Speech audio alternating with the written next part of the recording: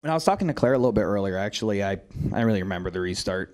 It just kind of happened, and a lap went by, and I was in the lead, and I was like, oh, we only got one lap left. So honestly, unless someone can show me it, I can't remember getting to the inside of Kyle and just pushing. It's just that everything happened so fast, and I just kind of went for it, and it worked. I mean, like Coda, I could remember every minute of it, right? I think just here in this case, I guess I really didn't think. I just tried to find, oh, hey, could you back it up to like the beginning, Bob? Thanks, Bob. Fantastic work, Bob. Great work. No, further back, like that's as far back as you can go. Well, yeah, like this, I kind of remember it. I made that move, I guess, unsuccessfully earlier in the race against Kyle and Chase, but yeah, like the fire off, I was worried Daniel wasn't going to get a great launch, but he did, and Joey pushed well, and I think I got a little help from behind me too. They got me going because I kind of mistimed it, but Joey started messing with Daniel, and I just found a hole up a lane and took it, and we had 4 tires, and the cars I was racing around at that point were on 2, and then Daniel was on no tires, so it just worked out. And then Billy was in here earlier talking about the family-like atmosphere at 2311. How much has that helped you this season and just your progression and your success overall? Yeah, Billy basically has to babysit our entire team. Me and Rambo hardly take things very serious. I mean, we all get along great, right? But more times than not, it's pretty difficult to get us to kind of focus, right? But Billy does a good job of taking everything very seriously and helping us focus on what we need to. But just the whole dynamic of the group, really from day one, I've really enjoyed, and it was a lot of fun. I really enjoyed that last restart. We put ourselves in contention at times, and it's nice these last 2 weeks to really capitalize and get some good finishes. Caleb, then Jeff. Caleb Russell, SpeedwayDigest.com. Tyler, congratulations on the win. Is it a stress reliever to go ahead and get this win out of the way to, for sure, lock yourself into the round of 12 with Bristol coming next week? Or at this point, Yeah. Is it just kind of – yes. So yeah, I mean, because the last 2 years, I mean, really last year was the heartbreaker. 2 years ago we just weren't great, right? And we went into Bristol and missed it by a couple. But last year, we had those wins. We come to this race a year ago and have a flat while leading, right, and fall out very early. So we went into Bristol in a bad spot and then got caught up in a wreck. So, yeah, to be able to have a lot of points scored. I mean, I'm sure even if we didn't win today and finished second or third, right, we would have had a lot of points to lean on going into Bristol. So that was just the goal all along, right? I want to win races, but we don't need to take the risks in the first round. I think as we keep going along, right, and we get further in and we don't have the points to start that some of the cars at the very front of the leaderboard do. We'll have to get more aggressive, but it was very nice to get 5 playoff points today and gain a few more as we go on to the next round.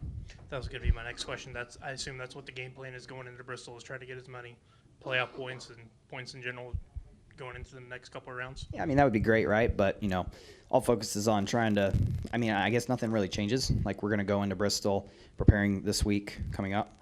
Trying to make our car as fast as possible for me, obviously, but for also trying to get everything we can to help the 23 team out, So hopefully we can go in there with a lot of speed and contend. Sorry about that. I don't know what that is. We'll go to Jeff, then to Zach, then to Wyatt.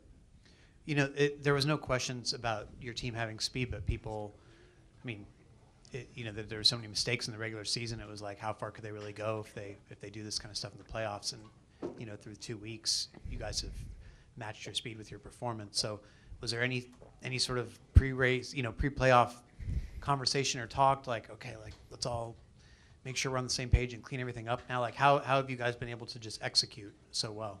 Well, I think the speed that we've been bringing makes things a lot easier, right? And so I think for all of us, with the speed that we bring week in and week out, especially in this first round, we can, to a degree, kind of afford to, I love racing at 105%, but like I don't know if this is the time to do it right in this first round.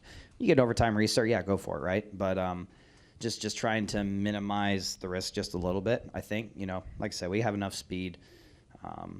We should be able to make it through this first round, and winning certainly helps that. But you know, I think for all of us, just pull it back a little bit. Let's have some consistent days. We have enough speed to still get points, and we're working on that, right? And so I think we go into the round of 12. We pick it up just a little bit, right? And as we keep going, right, we'll just keep amping it up if we have to. Go next to Zach, then to Wyatt. Maybe this and one then will be better. Harry. Zach Sterniola, NASCAR.com. Tyler, congratulations. There are drivers who make comparisons from Kansas to Michigan, and Michigan was one of those races where you were also in contention to win before a mistake took you guys out of it, to capitalize on the speed that you guys had today. And Bubba was running second when he had his issue too. 23-11 as a whole seemed to execute as best as it could control today. And what does that set up the team for through this playoff run? Yeah, I mean, the speed is the hardest piece of it all, and we've been doing a really good job of that. So, yeah, we'll just keep rolling along, right? I'm sure you guys know where's Bubba sitting on the cut line right now. Minus 19. So, yeah, I mean, I would love for both of our cars to continue on. So, like I said, the more that we can, the whole organization keep in the playoff mindset, that's going to be good for us, keeping us both up in the mix. Obviously, if things don't work out, you know, nothing's going to change with that group. They're going to keep pushing like they have all year long. But the more cars that in our organization and stable we have in the playoffs, it's certainly going to help our odds as we get closer to Phoenix. Wyatt. Howdy, Tyler. Wyatt Watson with FrenchRush.com. You mentioned earlier about your flat while you're leading. With Bubba having his flat running so well and potentially having a chance to win back-to-back years here at Kansas, what's something you could tell him to help him deal with the situation? Yeah, you know, we'll definitely talk about it tomorrow on our debriefs.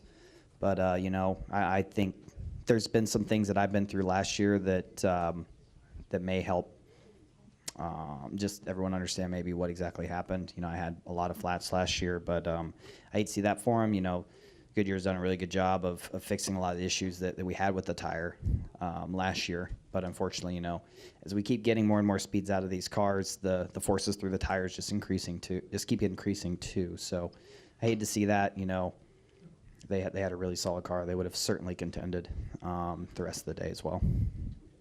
Go to Harry, then to Elliott. Hi, Tyler, Harry Loomis, LoomisNASCARTalk.com. Congrats on the win. Denny has been talking a little bit about the year back, trying to help you run more complete races because you start out the weekend, you're so fast, but just getting the finishes that you deserve. And through 2 races in the playoffs, you got a second and now a win. I'm just wondering if there's been anything different, whether in preparation or kind of knowing what adjustments to call to your team, and just how Denny's kind of helped you kind of get to that step. Yeah, I think when the playoffs get here, you know, I'm not going to lie, I love running well. So get more obsessed with spending time in the simulator, whether it's at our shop or at TRD in Salisbury. You know, we just amp everything up. You know, we try not to. I don't really get burnt out really, but you know, you don't want to overdo it in the regular season, and things come, you know, kind of tiring and you know, very routine when we get to the playoffs. So I think everybody's been equally motivated to put in the extra work as we got to the playoffs on both cars, and it's been working well. We've been doing a really good job of bringing the cars really close balance-wise from the simulator to the racetrack, and you know, all the work that everyone at TRD does really helps us on our end to have that speed that we bring to the racetrack every weekend. Elliott. Elliott Stern, Sports Talk 805. You mentioned the end of the race, but you were up among the leaders the whole afternoon. How much fun or how comfortable were you in that car? Because they were never really out of your reach. So you're having a good time out there, thinking, Yeah. I've got the speed. And then at the end, you beat the boss. How much fun is that? Yeah, I enjoy that. You know, that's the one tricky part, right? You race against your boss, and you know, we all share. You know, all the Toyota drivers are aligned with JGR. We share a lot of information back and forth, and it benefits us all greatly. So, you know, I know that definitely in talking with him, he was, you know, I think better than I was at the end of the race. It's just circumstances played out in a way to where I was able to get a better restart. But certainly it is fun to beat the boss. Obviously, I think he's got a couple more playoff points still banking on. But you know, him, Martin, and Christopher, you know, we all really share a lot of information back and forth. And ideally, we'd love to fill the championship four with Toyotas and may the best man win, right? But it's a long way out. But you know, we do a lot of great work together, and I'm really glad we have the teamwork and the partnership that we do, because when we get to Talladega a little later on, you know, us being able to work with each other will be very beneficial. Go to Dustin, then to Justin. Dustin Long, NBC Sports. Can you take us through that last pit stop?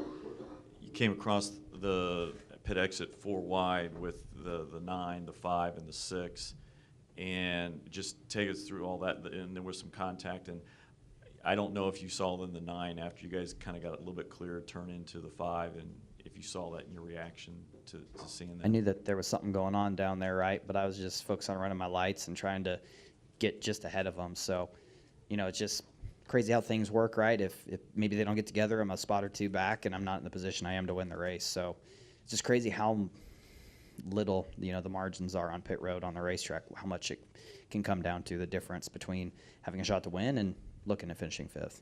So you feel like that with them hitting each other? I think they lost a little bit of momentum. I mean, the replay and what you guys see probably is better than what I saw, but certainly I could tell something was going on there, and I think it definitely allowed me to kind of sneak in between them and come off pit road where I did. Thank you. Justin? Justin Schuler, Kicking the Tires. So I asked Billy earlier, but what is it with 2311 that has kind of figured out Kansas? I mean, 3 out of the 4 have been their drivers, and the other one has been their owner. And then, especially for you, you kind of jumped on board in the second year with this new car. So just what have you kind of seen that you've been on both sides of that spectrum, where you've been not a teammate of them, seeing them win both races, and then now being a part of the organization, winning one of the 2 races here? Yeah, it's been a process, right? Like, over the years here, I feel like I've had good speed. I think when my second Cup start was here, and I ran 9th with RCR, so like this place and myself get along well. But coming to 2311 and understand, I like kind of had to kind of relook at how I approach this place, and that's been a process. We came here in the spring.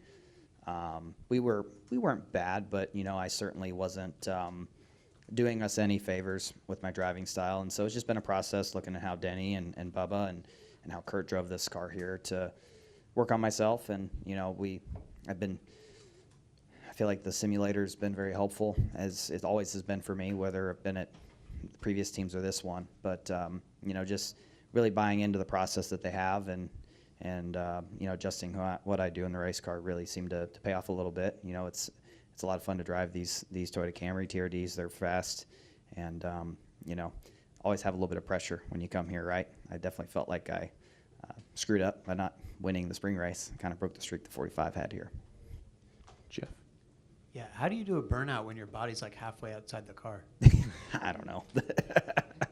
I was sitting. I mean, I thought at some point, like, I mean, the tires blew out, and I don't know.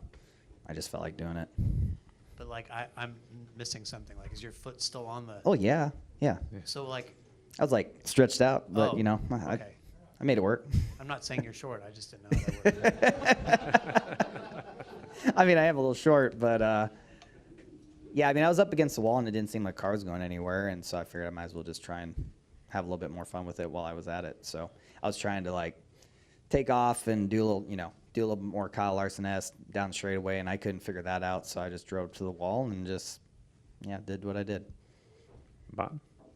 Bob Parker's Fox Sports. Is it ironic to you at all that you're the guy who we talk about running up against the wall, and yet you make the winning pass on the apron?